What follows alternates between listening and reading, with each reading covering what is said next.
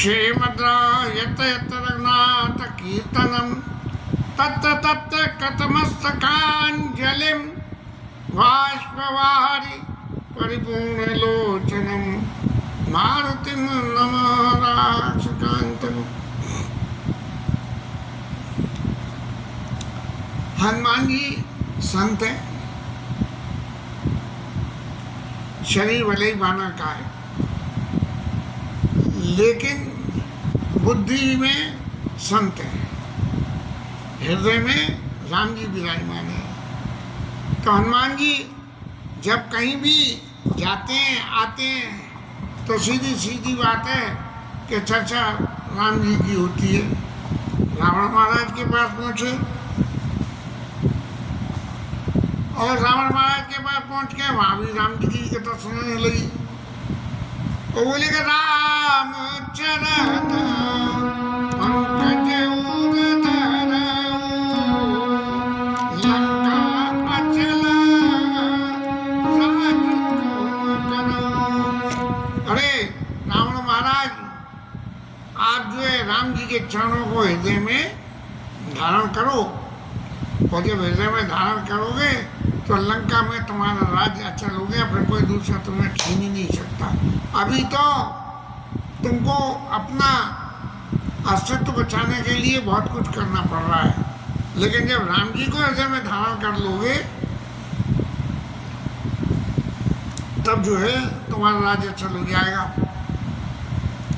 और यहाँ तक भी कह दिया कि शंकर सहस्र विष्णु दो ही शंकर सहस्र विष्णु अजित तो ही और राखी को सकई राम कर दो ही। तुम राम जी से द्रोह कर रहे हो ना, तो तुम्हें ब्रह्मा विष्णु महेश कोई भी नहीं बचा सकता है। रावण महाराज ने जहाँ इतनी बातें सुनी और चुपचाप सुनते रहे। रावण ने विवेक के हिसाब से तो उसने ये निर्णय लिया था कि होइए भजन न तामस दिया मन क्रम बचन मंत्र दृढ़या, कि ये मेरा तामसी शरीर है और इस तामसी शरीर से राम जी का भजन तो नहीं होगा, इसलिए मुझे उद्धार करने के लिए तो मैं जाई बेरियत करूं।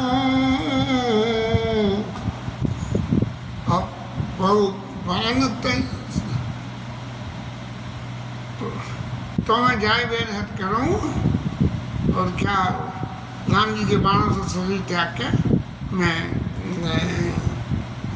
मुक्ति को पालूंगा। विचार कितना भी अच्छा हो चित्त में, लेकिन यदि हमारे आचरण में दुष्चरित्रता है, हमारा चरित्र खराब है, तो कितनी ही जीवन में साधुता हो, बखत पे साधुता संग छोड़ जाती है। ऐसा ही रावण महाराज के संग में हुआ कि हनुमान जी ने इतनी सुंदर राम कथा कही और यहाँ तक कह दीजिए लंका में तुम्हारा राज्य चल हो जाएगा, लेकिन रावण को समझ में आई और आते आते निकल गई। क्या हुआ कि जदापि कही कपि अतीत भानी भगति विवेक बीरति नैसानी। हनुमान जी ने भक्ति युक्त, भक्ति की दृष्टि से देखो तो भी राम जी की शरणागति सही है, विवेक की दृष्टि से भी देखो, वैराग्य की दृष्टि से भी देखो और नीति की दृष्टि से भी, कि जो सर्व सामर्थ्यवान है संसार में, जिसके बराबर दूसरा कोई नहीं है, उसका आसरा लेना कोई गलत नहीं है। लेकिन रावण महाराज की तो बुद्धि पलट चुकी थी, क्योंकि उनके आचरण में ही दुष्टता पैदा हो गई थी। ये राक्षसी शरीर का, हर शरीर का एक गुण होता है, तो हर शरीर में अवगुण होते हैं, लेकिन जिस वक्त गुण जोड़ मानते हैं उस परिस्थितियों में अपने आप को यदि ढाल लो तो आप साधु बनते हो। और यदि जिस वक्त चित्त में दुष्टता हो उस वक्त अगर आप अपना ध्यान लगाओ तो फिर वो जो है चित्त में स्थिरता नहीं पैदा होती और ना ही तब जो है वो नीतिगत बातों को हृदय में जगह मिलती है।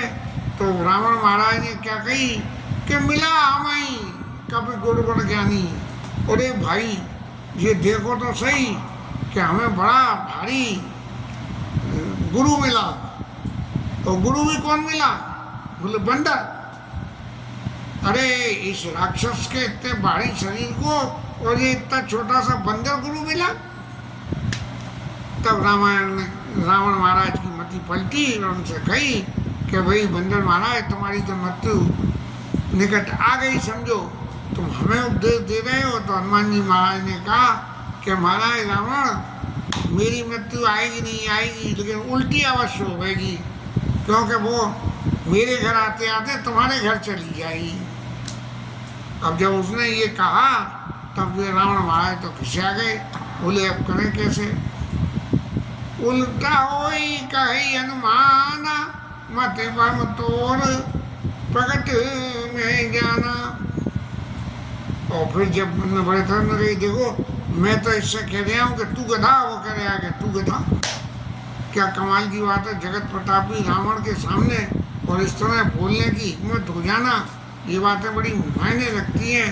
तब जो है रावण ने खिसिया गया और खिसिया गया, अरे इस बंदर को मार दो।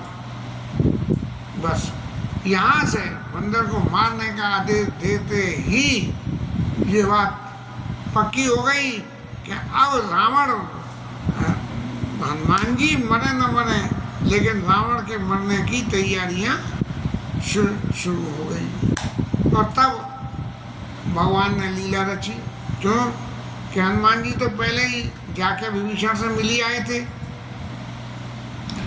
जैसे और सब लोगों को खबर लगी कि बंदर को पकड़ कर ले गए हैं राज दरबार में, और वहाँ ले जाके सब लोग इकट्ठे हो रहे हैं और सभा हो रही है, और बंदर को क्या दंड दिया जाए, ये सब बातों पर विचार हो रहा है। तो ऐसे में एक संत दूसरे संत की रक्षा के लिए और अपने कुछ मंत्रालय के मंत्रियों के समेत विभीषण महाराज जो है राज दरबार में पधारिए। यद्यपि रावण के ये कहने से बोझ ना हर मूड़ कहीं प्राणा, इसके प्राण हर लो, तो राक्षस लोग तो मारने आए, लेकिन तभी विभीषण महाराज आ गए।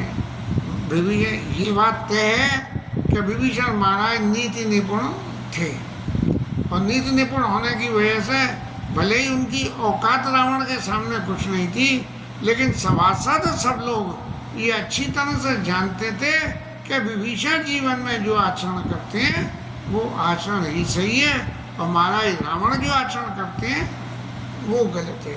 कोई आदमी कितना भी गलत हो, लेकिन कुछ समय ऐसा होता है जिस वक्त वो बिल्कुल सही होता है। इस तरह से ये दरबारियों ने सबने ये देखा, जो मारने दौड़ रहे थे हनुमान जी को, उन्होंने देखा कि विभीषण महाराज आ गए, तब उन्हें तुरंत रोक गए। और क्या हुआ कि विभीषण महाराज आए, क्योंकि रावण से छोटे भाई थे, इसलिए चरणों में सिर नवाया, और आते ही उन्होंने जब देखा कि ये मारने जा रहे हैं, तो एक हमें नीति निपुण है, वो तो हमेशा नीति की बात करते हैं, और उन्होंने रावण महाराज से कही कि नीति विरोध ने मारी है दूता। प्रभु जो है किसी के दूत को मारना, दूत चाहे कुछ भी कर दे, लेकिन दूत दूत होता है, दूत को मारना उचित नहीं है। नीति विरोध ने मारी है दूता। और फिर सही मायने में जो नीति निपुण होता है उसकी परवाह, एक तो ये होता है कि भाई ये काम आदमी ऐसा कर रहा है तो उसकी ये निंदा करते हैं, अरे इसे इतना नहीं समझे, ये नहीं करना चाहिए। अरे भाई नहीं करना चाहिए तो करना क्या चाहिए? ये कोई बताने वाला है? यदि ये कोई बताने वाला नहीं है तो जो आदमी ये कहता है कि ये नहीं करना चाहिए वो आदमी गलत है, क्योंकि वो खाली उपदेश देना जानता है, जीवन में आचरण करना नहीं जानता। जब आचरण करना जानता है तभी वो बताता है कि कुछ ऐसा करें। तो विभीषण महाराज के संग क्या है कि आन दंड कछो करिए गुसाई, और सबई कहा मंत्र है भल भाई। सब लोगों ने कहा कि भाई भाई देखो विभीषण कितने नीति निपुण है कि मारना है ठीक है, मारने के लिए कोई जरूरी थोड़ी है कि उसके प्राण ही हरो, कुछ ऐसा दंड दो जिससे उसे हर वक्त याद रहे। तो इसलिए कोई दूसरा दंड आप इसे दे दो। तभी जो है दशकंदर महाराज के अंदर भी सरस्वती जागी और उन्होंने कहा कि ऐसा करो कैसे हमेशा याद रहेगा, इसके हाथ पैर तोड़ दो। हाथ पैर तोड़ोगे लूला लंगड़ा होकर लंगड़िया बंदर होके जाएगा, तब देखो क्या होगा। और दूसरा काम क्या करो, कपि के ममता पूछ पर सबई कहो समझाई, तेल मोर पटवान पुन पावक देवाई।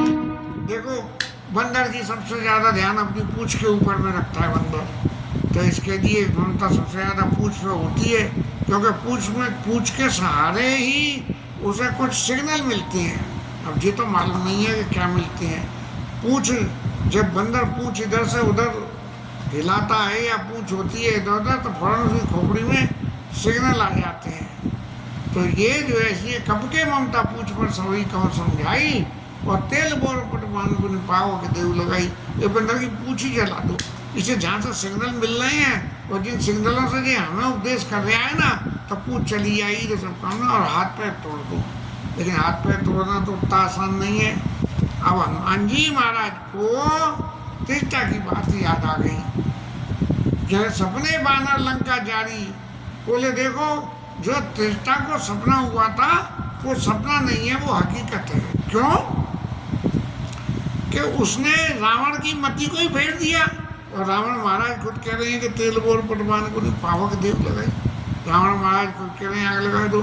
तो भैया सपने बानर लंका जलावे, बानर को कुछ प्रयास करना पड़ेगा। लेकिन यहाँ तो कह रहे हैं राम जी खुद ही अपने आप ही रास्ता बनवाए दे रहे कि रावण महाराज कह रहे हैं कि बंदर की पूंछ में आग लगा दो, तो मुझे तो कुछ कहना ही नहीं है।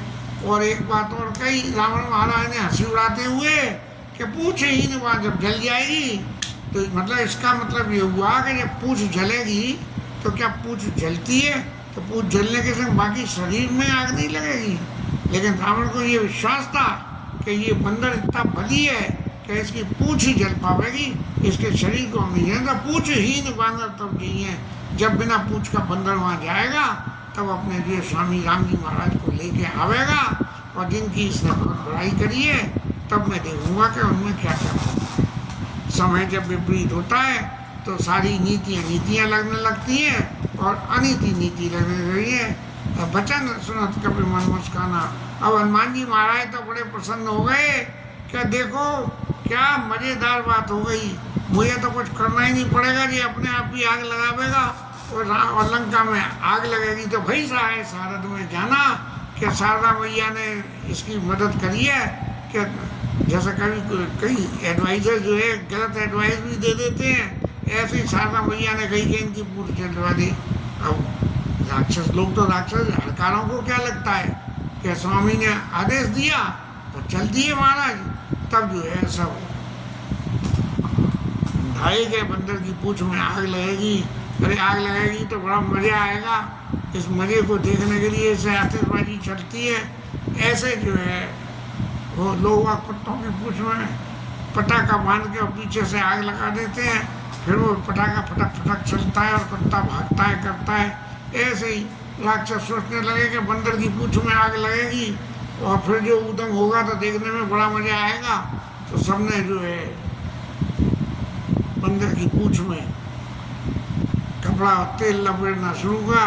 अब हनुमान जी महाराज तो बड़े कौतुकी हैं, बोले तुम महाराज कर रहे हो तो मैं तुम्हारी कुछ मदद करूं। राक्षसों से बोलेगा तो मैं भी तुम्हारी कुछ मदद करूं। देखो मेरी पूंछ जे अभी तो छोटी है, हैं तो इतनी सी में तुम्हें कपड़ा लपेटने में दिक्कत हो रही होगी, तो मैं ऐसा करता हूँ मैं पूंछ लंबी कर देता हूँ, तो तुम खूब आराम से लपेट लेना और फिर उस पर तेल डाल देना। अब विनाश काले विपरीत बुद्धि, तो हनुमान जी महाराज ने तो पूंछ लंबी करी और राक्षसों ने उन पर जो है कपड़ा लपेड़ा और तेल डाला। और फिर जब ये लंका वासियों ने सुना कि क्या आनंद की बातें हो रही हैं कि आतिशबाजी चलेगी, तो सब जो है वहाँ आ गए और हनुमान जी के शरीर आकार को और वो लंबी बड़ी पूंछ देख के ढोल बजाई दें सब ताली कि ढोल ले आए और बजा के नाचे गाएं और करें अब तो मज़ा आवेगा, बंदर की पूंछ में आग लगेगी। तब जो है हनुमान की पूंछ को लेकर अब हनुमान जी सोचें कि मैं कहाँ कहाँ तक भागता डोलूँगा, कहाँ तक भागता डोलूँगा मैं इसे लंका को जलाने के लिए।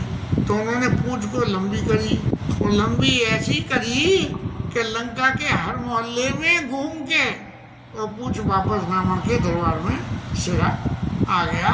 इतनी लंबी कर दी और इतनी लंबी कर दी, तब जो है सब लोग जो है ढोल बजाने लगे कि अब तो आग लगेगी आग लगेगी। हनुमान की पूंछ में आग लगाई गई। जब हनुमान जी ने देखा कि ये आग लग गई, तब क्या करा, आग लग गई। अब जैसे किसी कपड़े में रस्सी में चारों तरफ बिछा दो और आग लग गई। अब वो कपड़ा जिससे जुड़ा हुआ होगा वहाँ उसमें भी आग लगेगी। लेकिन हनुमान जी ने क्या माया रची कि हनुमान जी ने उस वक़्त तुरंत वो जो लंबी पूंछ करी थी उस लंबी पूंछ को अपने शरीर से अलग कर, अपनी ओरिजिनल पूंछ तो रहने दी, लेकिन जो एक्सटेंडेड प्ले था उसको जो है डिटैच कर दिया। और फिर क्या करें, नींबू को चढ़े हुए कभी कनक कटारी। और फिर हनुमान जी महाराज ने पूछ तो यहाँ पड़ी रहने दो, इसमें आग लगने दो, और इसमें आग लगेगी तो लंका जलेगी और तुम जो है अपनी छोटी पूंछ लेके और इनके भवनों के ऊपर में जाके बैठ जाओ और फिर देखो कैसी आग लग रही है। लेकिन तभी जो है ये शंकर जी, हनुमान जी शंकर जी के स्वरूप हैं। तब जो है ये जो मरुदगण होते हैं जो हवा चलाते हैं, ये जो है सातु सातु उड़नचास होते हैं। कि एक दिन मुरारी बाबू सुना रहे थे कि वो जो है कैसे उड़नचास होते हैं ये मरुदगण। तो उनके मरुदगण जो हैं वो शंकर जी के भक्त हैं। तो उनको देख के जो है मरुदगणों ने जो है 49 मरुद एक संग हवा चलाने लगे, या कहें कि 49 माने ऊंचे ऊंचे ऊंची ऊंची हवा चलने लगी। तो लोगों को बड़े हरे पेड़ ते अवसर छड़े मर्द 49 और अट्टहास करे गर्जा कभी बड़ लागे आकाश। और हनुमान जी महाराज जोर से हंसते हुए अट्टहास गरजते हुए और आकाश की तरफ चले गए। अब आग तो नीचे लग गई और हनुमान जी महाराज तो पूंछ को लेके चढ़ गए। लेकिन उनका शरीर तो बड़ा जबरदस्त उन्होंने दिखाया सब लोगों को कि भाई तुम सब जो मजाक मेरे से कर रहे थे उस मजाक का मजा मैं भी तो लूँ, तो मैं ऊपर जाऊँ। और ऊपर जाके हनुमान जी परम अपने बड़े भारी शरीर को लेके एक मंदिर से एक लंका के एक घर से दूसरे घर में जाना और जाके जो है सारे नगर में हनुमान जी तो कूदते डोलने। अब पूंछ जो लंबी वाली थी वो तो वहाँ पड़ी है, अब छोटी सी पूंछ जो है हनुमान जी के संग में तो वो दिया सलाई का काम कर रही है। तो जहाँ जहाँ उछल उछल के जा रहे हैं, जहाँ जहाँ पूंछ घूमी है, अब इतनी लंबी लंका के नगर में पूंछ घूमी होगी तो एक जगह आग लगाने से दूसरी जगह पहुँचने में कितना टाइम लगेगा, इसका कोई शुमार नहीं है। लेकिन जो है हनुमान जी ने उछल उछल के जाके और पूंछ को जगह जगह से जलाना शुरू कर दिया। चारों तरफ से आग उठने लगी, ऊंची ऊंची हवाएं चलने लगी, हवा खूब फैल गई और लंका ऐसे चलने लगी जैसे साधु अवज्ञा तुरंत भवानी कर कल्याण ने साधु अवज्ञा कर फट ऐसा जय नगर नाथ कर जैसा। अब ऐसी आग लगी कि उस आग को बुझाने का किसी को साहस नहीं हो रहा, इतनी तेज आग कि बुझाएं तो बुझाएं कैसे। यद्यपि समुद्र बिल्कुल पास में था, रावण के शरीर में भी भूता था, माया भी था, माया से समुद्र के पानी को जो है छिड़क के आग को बुझा सकता था। लेकिन जो अग्नि देवता का रौद्र स्वरूप था उसके आगे सबकी बुद्धि हरण हो गई और एक चारों तरफ से आग लगती चली। हनुमान जी महाराज ने पूंछ घुमाई थी तो घूमी हुई पूंछ में विभीषण के घर के रास्ते को छोड़ दिया था। अब हनुमान जी महाराज तो चले नहीं और लंका चल गई। हनुमान की पूंछ में लगन न पाई आग और लंका सारी जल गई, गए निशाचर भाग। ऐसा जो है तब जो है पार्वती मैया को मन में फिर कहीं भ्रम नहीं हो जाए, तो शंकर जी ने पहले ये दी ताकर दूता अनल तेरी जा, जरा न सोते कानन मिलिया। हनुमान जी महाराज जले नहीं। हे पार्वती जी देखो, तुम्हारे चित्त में ये संशय होगा कि इतनी लंबी पूंछ जल रही तो हनुमान जी जले होंगे, लेकिन हनुमान जी ने तो ओरिजिनल पूंछ रख ली और एक्सटेंडेड पूंछ को जो है मैं छोड़ दिया। जो एक्सटेंड कर सकता है वो डिटैच भी कर सकता है, तो उन्होंने वहाँ छोड़ दी और चारों तरफ से आग लग के दे लंका में दे दे दे दे आग आग आग इस तरह से। और फिर हनुमान जी महाराज जहाँ कूदे अग्नि देवता उनके संग जो है वहीं पहुँच जाए। जहाँ जहाँ हनुमान जी कूदे, बस एक हनुमान जी महाराज विभीषण के घर पर नहीं कूदे तो पूछ बुझाई खोई समा। अब जैसे मोमबत्ती बुझानी हो, क्योंकि पूंछ में तो मोमबत्ती की सी होगी और इतना तेल और कपड़ा लपड़ रहा था तो वो सब में आग हाल पकड़ लेता था। तब हनुमान जी ने कही कि अब चारों तरफ आग, तो चारों तरफ जैसे वो जब शरीर का किसी के का दाह संस्कार करते हैं तो चारों तरफ जो है आग लगाई जाती है, ऐसे ही जो है हनुमान जी महाराज ने चारों तरफ जो है आग लगाई। बोले अब मेरा काम तो हो गया, अब अग्नि देवता आप ये मोर्चा संभालो और लंका को जलाओ। और अपनी जो है पूंछ को शांति करने के लिए हनुमान जी महाराज उस अपने बड़े भयानक शरीर को लेके और समुद्र में कूद गए और अपने पूंछ की आग को बुझा लिया। और फिर जानकी मैया के आगे जाके और हाथ जोड़ के खड़े हुए कि माता आपने कही थी ना रघुपति चरण था तो मधुर फल खाऊं, तो खूब मीठे फल तो खाए हमने, लेकिन खाने के बाद जो राक्षसों को फल दिया है उसकी लीला आपने देखी कि नहीं देखी, लेकिन हनुमान जी ने जरूर बताई होगी। इसके साथ में ये आज की कथा शाम हनुमान जी महाराज लंका से वापसी करेंगे। सीता मैया के कुछ क्षण लेते हुए इसे कर लेंगे।